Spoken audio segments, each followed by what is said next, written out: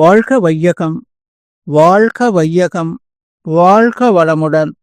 அருளாசன் அருள் தந்தை வேதாத்ரி மகரிஷி அவர்களும் ஒட்டுமொத்த மகான்களும் இறைநிலையும் என்னுள் சூக்குமமாக எழுந்தருளி இன்றைய நாள்காட்டி வரிகளுக்கான கவிவரிகளையும் அதற்கான விளக்கத்தையும் சிறப்பிக்க வேண்டுமாய் சங்கல்பம் மேற்கொள்கிறேன்.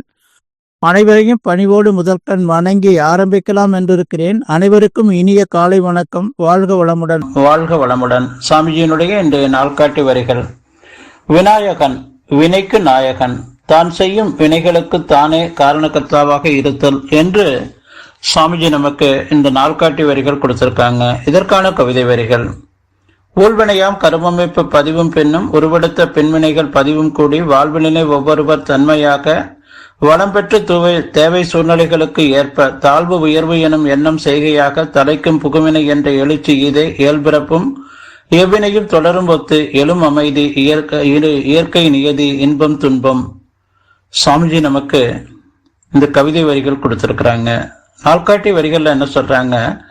விநாயகன் வினைக்கு நாயகன், தான் செய்யும் வினைகளுக்கு தானே காரணகர்த்தாவாக இருத்தல் என்று சாமிஜி நமக்கு இந்த நாள்காட்டி வரிகள் கொடுத்திருக்கிறாங்க. முற்காலத்துல தியானத்துல உருவங்கள்ல நம்முடைய மூலாதாரத்துல உள்ள சக்தியை அப்படியே விரித்து ஒவ்வொரு உருவங்களாக நினைத்து மூலாதார சுவாதிஷ்டானம் மணிப்பூரக அநாகத விசுத்தி ஆக்னை துரியம் என்ற அளவுல உயரும் போது அந்த ஒவ்வொரு கடவுள்களையும் அந்தந்த ஆதாரங்கள்ல நாம மனதுல பதிய வைத்து அதையே நினைத்து கொண்டிருக்கிறது. அடுத்து அந்த மூலாதாரம் நல்ல முழுமை பெற்றதற்கு அப்புறம் சுவாதிஷ்டானம், அப்புறம் மணிப்பூரகம், இப்படி விஷ்ணு பகவான், ருத்ரன், அதுபோல மகாலட்சுமி, சதாசிவம், சக்தி சிவம் என்று இந்த மூலாதாரத்துக்கு உள்ள கடவுள் விநாயகர் என்று சொல்லி வச்சாங்க. எந்த ஒரு ஆலயங்கள்ல நாம உள்ள நுழையும் போது பாத்தீங்கன்னா முந்தி இருக்கிறது விநாயகர். இந்த ஒட்டுமொத்த ஆலயங்களுமே நம்முடைய அந்த உருவ அமைப்பை தான் குறிப்பிடுகிறது. கருவறை முதல் கொண்டு அங்க விநாயகருக்கு அடுத்ததாக இருக்கக்கூடிய அந்த கொடிமரம் வரை. கொடிமரம் என்பது நம்முடைய முதுகம் தண்டுவடத்தை குறிக்கிறது. அப்படி ஒவ்வொரு ஆலயங்களுடைய முன்பு நாம போன உடனே முதல்ல இருக்கிறது விநாயகர். அடுத்ததாக சில ஆலயங்கள்ல பாத்தீங்கன்னா அந்த திருமண கோலத்துல இருக்கக்கூடிய அந்த சுப்பிரமணியரை, கந்தனை வச்சிருப்பாங்க. இது ரெண்டு எதை குறிக்குது அப்படின்னு சொன்னா நம்முடைய முழுமையான வினை பதிவை நீக்கிக் கொள்ளதான் இந்த மனித பிறப்பு என்பது கிடைத்திருக்கு.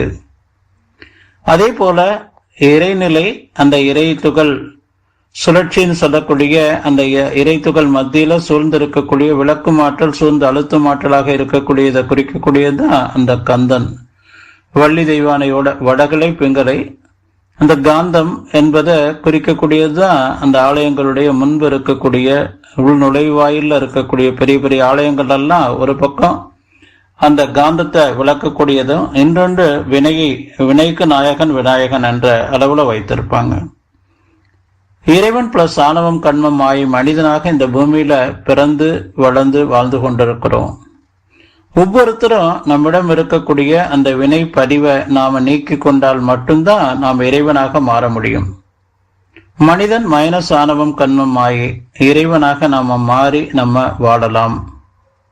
வாழும் போதே ஒவ்வொரு மைக்ரோ செகண்டும் நான் யார், எங்கிருந்து வந்தேன், துன்பமே வருது, துன்பம் நீங்கி இன்பமாக வாழ்வதற்கு என்ன வழி, இந்த சமுதாயத்துல என்னுடைய பங்கு பணி என்ன என்பதை புரிந்து நாம தெளிவாக வாழணும்.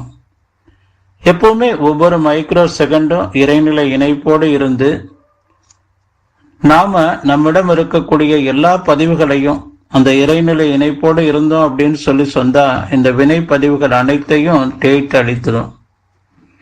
நம்முடைய மூலாதாரத்துல ஒட்டுமொத்த சஞ்சித பதிவுகளும் இருக்கு.